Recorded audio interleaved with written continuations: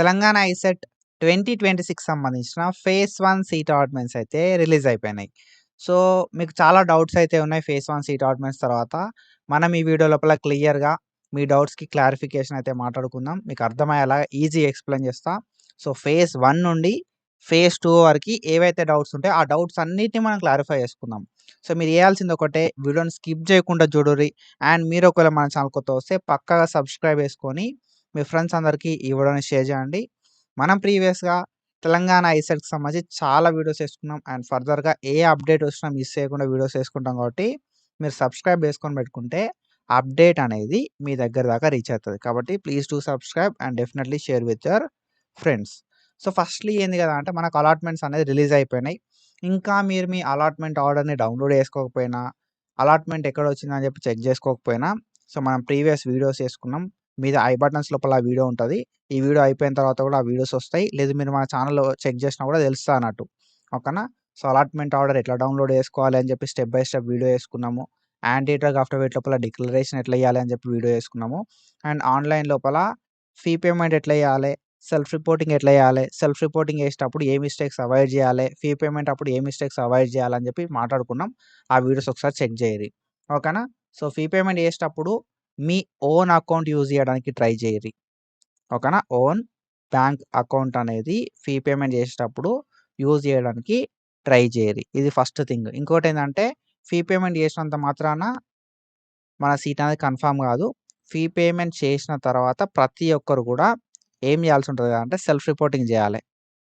ఓకేనా? Self reporting అనేది చేయాల్సి ఉంటదన్నట్టు. సో, ఈ సెల్ఫ్ రిపోర్టింగ్ అనేది ఆఫ్టర్ ఫీ పేమెంట్ చేయాలి. సెల్ఫ్ రిపోర్టింగ్ చేసినప్పుడు మాత్రమే జాయినింగ్ రిపోర్ట్ అనేది జనరేట్ అయితదన్నట్టు. ఓకేనా? జాయినింగ్ రిపోర్ట్ అనేది జనరేట్ అయితది. సో, ఈ జాయినింగ్ రిపోర్ట్ జనరేట్ కాకపోతే మీ సీట్ అనేది కన్ఫర్మ్ కానట్టే. కాబట్టి మీరు ఒకసారి ఫీ పేమెంట్ చేయకపోతే ఫీ పేమెంట్ చేసి, ఒకవేళ ఫీ పేమెంట్ చేసిన తర్వాత సెల్ఫ్ రిపోర్టింగ్ చేయకపోతే సెల్ఫ్ రిపోర్టింగ్ అనేది కంప్లీట్ చేయిర్రి. జాయినింగ్ రిపోర్ట్ జనరేట్ అయిందా లేదా అని చెప్పి ఒకసారి చెక్ చేయిర్రి. ఓకేనా? అఫీషియల్ వెబ్‌సైట్‌కొచ్చి క్యాండిడేట్ లాగిన్ నుండి లాగిన్ అయ్యి మీకు జాయినింగ్ రిపోర్ట్ అనేది జనరేట్ అయిందా కాలేదా ఫీ పేమెంట్ తర్వాత అని చెప్పి చెక్ చేసుకోర్రి. ఓకేనా? సో, ఇది first thing. And after that మనం చూసుకుంటే సీట్ అలాట్‌మెంట్స్ అనేది మనకి ఎప్పుడైనాయి అంటే 11th ఆగస్ట్ 2026 రోజు సీట్ అలాట్‌మెంట్స్ కావడం అయితే జరిగిందన్నట్టు. తెలంగాణ ఐసెట్ 2026 సంబంధించిన phase 1 seat allotments 11th August 2026 రోజు అయినాయి. ఓకేనా? సో, సీట్ వచ్చిన ప్రతి ఒక్కరు కూడా వాళ్ళ సీట్‌ని కన్ఫర్మ్ చేసుకోవాలంటే fee payment is mandatory and self reporting is mandatory. మీరు ఫీ పేమెంట్ చేయకపోయినా, సెల్ఫ్ రిపోర్టింగ్ చేయకపోయినా మీకొచ్చిన సీట్ అనేది క్యాన్సెల్ అయిపోతది. మీరు ఫీ పేమెంట్ చేసిన తర్వాత సెల్ఫ్ రిపోర్టింగ్ చేయకపోయినా కూడా మీ సీట్ అనేది క్యాన్సెల్ అయిపోతది. సెల్ఫ్ రిపోర్టింగ్ అనేది ఆన్‌లైన్‌లోనే చేస్తాం. మనం కాలేజ్ దాకా పోము. ఓకేనా? కాలేజ్ దాకా పోవాల్సిన అవసరం లేదిప్పుడు. ఇది ఫేజ్ 1 కదా! ఫేజ్ 1 లోపల మీకు సీటొస్తే మీరు ఆన్‌లైన్‌లో ఫీ పేమెంట్ చేసి సెల్ఫ్ రిపోర్టింగ్ చేస్తే మీ సీట్ అనేది కన్ఫర్మ్ అయిపోతది. ఓకేనా? సెల్ఫ్ రిపోర్టింగ్ చేసిన తర్వాత జాయినింగ్ రిపోర్ట్ జనరేట్ అయిందా కాదా చెక్ చేసుకోర్రి. అండ్ మనకు 11th ఆగస్ట్ 2026 రోజు ఫేజ్ 1 సీట్ అలాట్‌మెంట్స్ రిలీజ్ అయిపోయినాయి. అండ్ సీట్ వచ్చిన ప్రతి ఒక్కరు కూడా వాళ్ళ సీట్‌ని ఫీ పేమెంట్ చేసి సెల్ఫ్ రిపోర్టింగ్ చేయడానికి 14th ఆగస్ట్ 2026 దాకా టైం అయితే ఉందన్నట్టు. ఓకేనా? 14th ఆగస్ట్ 2026 దాకా టైం అయితే ఉంది. ఫేజ్ 1 లోపల సీట్ వచ్చినోళ్ళు ఫీ పేమెంట్ చేసి రిపోర్టింగ్ చేయడానికి. ఓకేనా? ఫీ పేమెంట్ రిపోర్టింగ్‌కి ఎప్పటిదాకా టైం ఉంది? ఫేజ్ 1 లోపల సీట్ వచ్చినోళ్ళకి అంటే 14th ఆగస్ట్ 2026 దాకా టైం అయితే ఉంది. ఈ డేట్‌ని వాళ్ళు ఎక్స్‌టెండ్ చేయరు, చేంజెస్ చేయరు. కాబట్టి సీట్ మీకు కావాలి అంటే మాత్రం రిపోర్టింగ్ చేయడానికి ట్రై చేయండి. ఓకేనా? సో, ఇంకొకటేందంటే మీరు రిపోర్టింగ్ చేసే ముందు నా సైడ్ నుండి నేనిచ్చే ఒక అడ్వైస్ ఏందంటే మీకు ఫీ రియంబర్స్‌మెంట్ వచ్చిందా రాలేదా చూసుకోర్రి. ఓకేనా? ఫీ రియంబర్స్‌మెంట్ అనేది వచ్చిందా? రాలేదా? ఒకసారి చెక్ జేసుకోర్రి. సో, ఫీ రియంబర్స్‌మెంట్ అనేది కొంతమందికి ఫుల్ ఫీ రియంబర్స్‌మెంట్ వస్తది. కొంతమందికి పార్షియల్ రియంబర్స్‌మెంట్ వస్తది. సో, మీకు ఎలిజిబిలిటీ ఉండి మాత్రం ఒకవేళ మీకు ఇన్‌కమ్ ఉన్నా ఓకేనా? కొంతమందికేందంటే ఇన్‌కమ్ సర్టిఫికేట్ ఉండి వాళ్ళకు ప్రాపర్‌గా సర్టిఫికేట్ వెరిఫికేషన్ అప్పుడు సబ్మిట్ చేయకపోవడం వల్ల ఫీ రియంబర్స్‌మెంట్ అనేది రాలే అన్నట్టు. సో, అట్లాంటోళ్ళు ఎవరైనా ఉంటే బిఫోర్ రిపోర్టింగ్ ఇన్‌కమ్ అనేది అప్డేట్ చేసుకున్న తర్వాతనే రిపోర్టింగ్ అనేది చేయండి. ఓకేనా? ఫీ రియంబర్స్‌మెంట్ స్టేటస్ అనేది మీకు యెస్ వచ్చిందా? నో వచ్చిందా? చూసుకోర్రి ఆర్‌ఓసీ ఫార్మ్ లోపల. ఒకవేళ నో వచ్చినా, లేదు అంటే మీకు ఇన్‌కమ్ ఉండి మీకు ఫీ రియంబర్స్‌మెంట్ స్టేటస్ అనేది వాళ్ళు ఇయ్యకపోయినా మీరు హెల్ప్‌లైన్ సెంటర్స్ అయితే ఇచ్చిర్రు మనకి. 13th ఆగస్ట్ రోజు ఓకేనా. 12th ఆగస్ట్ రోజు, 12th ఆగస్ట్ రోజు, 13th ఆగస్ట్ రోజు 2 డేస్ ఆఫ్ టైమ్ అయితే ఇచ్చిర్రు మనకి. ఓకేనా. ఇన్‌కమ్‌ని అప్డేట్ చేసుకోవడానికి. సో, మనకు 7 హెల్ప్ లైన్ సెంటర్స్ ఇచ్చిర్రు. ఓకేనా. So, government polytechnic for women east Marredpally లోపల డాక్టర్ బిఆర్ అంబేద్కర్. సో, మనకి సికింద్రాబాద్ లోపల ఒక హెల్ప్ లైన్ సెంటర్ ఇచ్చిర్రు. కరీంనగర్ లోపల ఒకటిచ్చిర్రు. ఖమ్మం లోపల ఒకటిచ్చిర్రు. మహబూబ్ నగర్ లోపల ఒకటిచ్చిర్రు. నల్గొండ లోపల ఒకటిచ్చిర్రు. నిజామాబాద్ లోపల ఒకటిచ్చిర్రు. వరంగల్ లోపల ఒకటిచ్చిర్రు. ఓకేనా. సో, మనకు 7 హెల్ప్ లైన్ సెంటర్స్ లోపల మనకు ఇన్‌కమ్‌ని అప్డేట్ చేయడానికి ఇవ్వడం అయితే జరిగిందన్నట్టు. ఒకవేళ మీకు ఫీ రియంబర్స్‌మెంట్ ఎలిజిబిలిటీ ఉండి, మీకు ఫీ రియంబర్స్‌మెంట్ రాకపోతే మాత్రం ఈ ప్లేసెస్ ఏవైతే ఉన్నాయో ఈ ప్లేసెస్‌కి ఇన్‌కమ్ సర్టిఫికేట్ పట్టుకొని ఎళ్ళండి. ఓకేనా. సో, ఈ ప్లేసెస్‌లో మీకు ఏ ప్లేస్ దగ్గర ఉంటే ఆ ప్లేస్‌కెళ్ళి సార్ ఇట్లా నా ఇన్‌కమ్ అనేది సో, ఉన్నది. నాకు రియంబర్స్‌మెంట్ స్టేటస్ అనేది రాలేదు అని చెప్పి చూడుర్రి.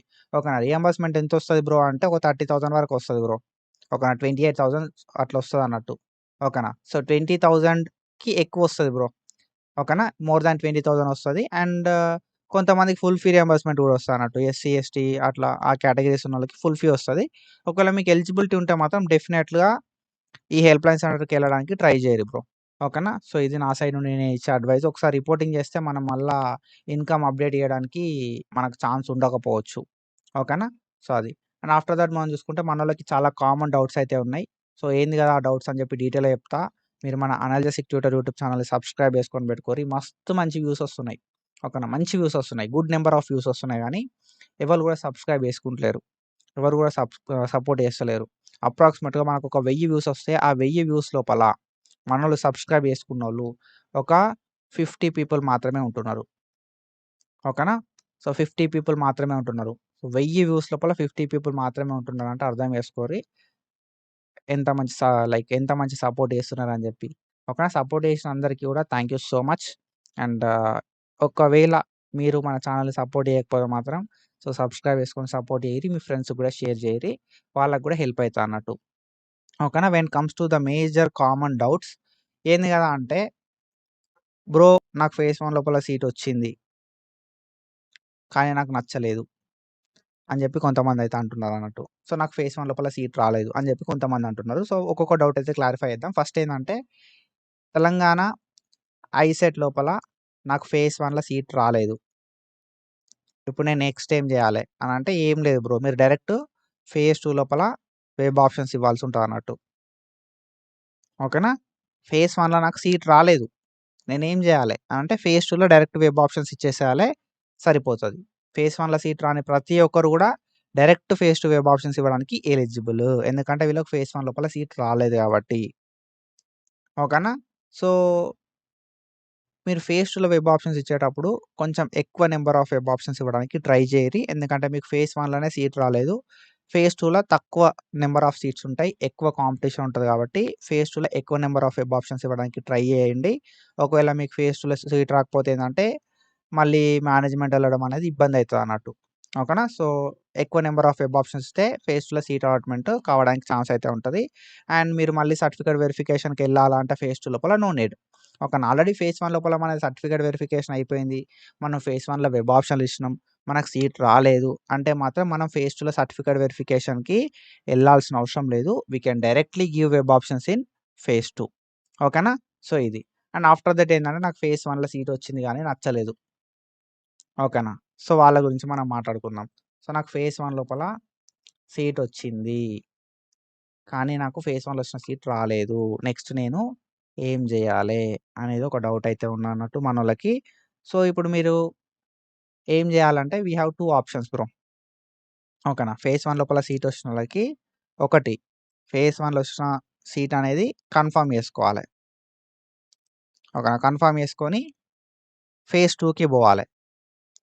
లేదు ఫేజ్ 1లో వచ్చిన సీట్‌ని కన్ఫర్మ్ చేసుకోకుండా నువ్వేం జేయొద్దు ఇగ. క్యాన్సెల్ అయిపోతది ఆటోమేటిక్‌గా. ఓకేనా. కన్ఫర్మ్ చేసుకోకపోతే సీట్ అనేది క్యాన్సెల్ అయిపోతది. సో, కన్ఫర్మ్ చేసుకుందాం అనుకుంటే 14థ్ ఆగస్ట్ దాకా టైమ్ ఉంటది. ఓకేనా. 14థ్ ఆగస్ట్ 2026 వరకి. సో, నువ్వు కన్ఫర్మ్ చేసుకోలే అనుకో ఆటోమేటిక్‌గా 14థ్ ఆగస్ట్ 2026 తర్వాత సీట్ అనేది క్యాన్సెల్ అయిపోతది. సో, అప్పుడు నువ్వు డైరెక్ట్ ఫేజ్ 2కైతే ఎళ్ళొచ్చు. ఓకేనా. సో, ఫేజ్ 1లో నాకు సీట్ వచ్చింది నచ్చలేదు అంటే నువ్వు జాయిన్ అయ్యి ఎళ్ళొచ్చు. జాయిన్ అవ్వకుండా ఎళ్ళొచ్చు. ఫేజ్ 1లో నాకు సీట్ వచ్చింది. నేను ఫేజ్ 2లో పార్టిసిపేట్ చేద్దాం అనుకుంటున్నా అంటే, సో, నువ్వు ఏదైతే ఫేజ్ 1 లోపల వచ్చిన సీట్ ఉందో దీన్ని కన్ఫర్మ్ చేసుకొని ఫేజ్ 2కెళ్ళొచ్చు. కన్ఫర్మ్ చేసుకోకుండా ఫేజ్ 2కెళ్ళొచ్చు. కన్ఫర్మ్ చేసుకోకపోతే మాత్రం ఈ ఫేజ్ 1లో వచ్చిన సీట్ అనేది క్యాన్సల్ అయిపోతది. మీరైతే ఫేజ్ 2కి ఎళ్ళడానికి ఛాన్స్ అయితే ఉంటదన్నట్టు. సో, పక్కా కన్ఫర్మ్ చేసుకొని పోవాలా బ్రో అంటే it's up to you. Phase 1లో వచ్చిన సీట్‌ని కన్ఫర్మ్ చేసుకొనెళ్ళొచ్చు. కన్ఫర్మ్ చేసుకోకుండా ఎళ్ళొచ్చు. కన్ఫర్మ్ చేసుకుంటావా? చేసుకోవా? అనేది నీ ఇష్టం. ఓకేనా? సో, నీ దగ్గర ఒక మంచి ర్యాంక్ ఉందనుకో సపోజ్ మంచి ర్యాంక్ ఉంది. మీ కేటగిరీకి రిజర్వేషన్ ఉంది అనుకున్న సిట్యుయేషన్ లోపల మీరు ఎట్లైనా ఎళ్ళొచ్చు. లేదు బ్రో ఎక్కువ ర్యాంక్ ఉంది. నాకు ఫేజ్ 1లో సీట్ వచ్చుడే కష్టమైంది. ఫేజ్ 2లో వస్తదో రాదో అని అనుకున్నోళ్ళు ఎవరైతే ఉంటారో సో, వాళ్ళకు నేనిచ్చే అడ్వైస్ ఏందంటే కన్ఫర్మ్ చేసుకొని ఎళ్తే బెస్ట్. ఓకేనా? మంచి ర్యాంక్ ఉన్నోళ్ళకి ఎట్లా చేసి ఫేజ్ 2లో సీట్ వచ్చే ఛాన్స్ ఉంటది. మంచి ర్యాంక్ లేనోళ్ళకి మాత్రమే ఫేజ్ 2లో సీట్ వచ్చే ఛాన్స్ ఉండదు కాబట్టి, సో, ఆలోచించండి. మీకు మంచి ర్యాంక్ ఉందా? లేదా? అని చెప్పి దాన్ని బేస్ చేసుకొని ఫేజ్ 2కి కన్ఫర్మ్ చేసుకొని ఎళ్ళడమా? లేకపోతే కన్ఫర్మ్ చేసుకోకుండా ఎళ్ళడమా? అనేది ఆలోచించండి. ఓకేనా? సో, డైరెక్ట్ ఎళ్ళొచ్చా ఫేజ్ 2కి అంటే ఎళ్ళొచ్చు. ఓకేనా? సో, నువ్వు సీట్‌ని కన్ఫర్మ్ చేసుకోకపోతే క్యాన్సల్ అయిపోతది. నువ్వు డైరెక్ట్ ఫేజ్ 2కైతే ఎళ్ళొచ్చన్నట్టు. మరి ఎట్లా పోతే బెస్ట్ బ్రో?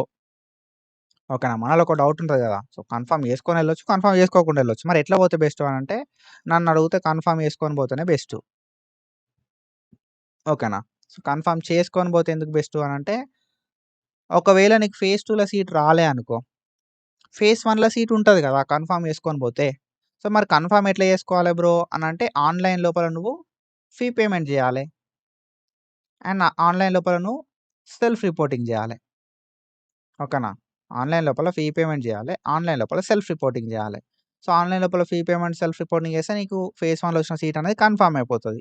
సో, కన్ఫర్మ్ అయిపోయిన తర్వాత నువ్వు ఫేజ్ 2కెళ్తావు. ఓకేనా. సో, ఇప్పుడు ఫేజ్ 2 లోపల ఆల్రెడీ మనం ఫేజ్ 1లో వెబ్ ఆప్షన్‌లో పెట్టినాం. మనకు సీట్ వచ్చింది కాబట్టి ఫేజ్ 2ల నువ్వు డైరెక్ట్ వెబ్ ఆప్షన్‌లో పెట్టొచ్చు. డైరెక్ట్ ఫేజ్ 2 లోపల వెబ్ ఆప్షన్స్ అయితే పెట్టొచ్చు. సో, ఇప్పుడు మనకేంది గదా! అంటే ఒకవేళ ఫేజ్ 2 లోపల సీట్ అనేది వచ్చిందనుకో ఓకేనా. ఫేజ్ 2లో ఒకవేళ సీట్ వచ్చిందనుకో, ఈ ప్రీవియస్‌గా ఏదైతే ఫేజ్ 1 సీట్ ఉంటదో, ఫేజ్ 1 సీట్ అనేది క్యాన్సల్ అయిపోతది. ఓకేనా. ఫేజ్ 2లో ఒకవేళ సీట్ రాలే అనుకో, అట్లాంటి సిట్యుయేషన్ లోపల ఫేజ్ 1లో ఉన్న సీట్ అనేది అట్లనే ఉంటది. ఓకేనా. సో, మనం ఫేజ్ 2 లోపల అంటే ఫేజ్ 1లో వచ్చిన సీట్‌ని కన్ఫర్మ్ చేసుకొని, ఫేజ్ 2లో వెబ్ ఆప్షన్స్ ఇస్తే, ఫేజ్ 2లో సీట్ అలాట్‌మెంట్ అయితే, ఫేజ్ 1 సీట్ క్యాన్సల్ అయిపోతది.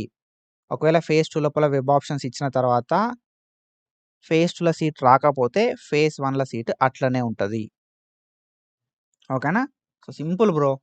సీట్ అలాట్‌మెంట్ అయితే ప్రీవియస్ సీట్ క్యాన్సల్ అయితది. సీట్ అలాట్‌మెంట్ కాకపోతే ప్రీవియస్ సీట్ అట్లనే ఉంటది. కాబట్టి నువ్వు వెబ్ ఆప్షన్స్ ఎట్లియ్యాలే?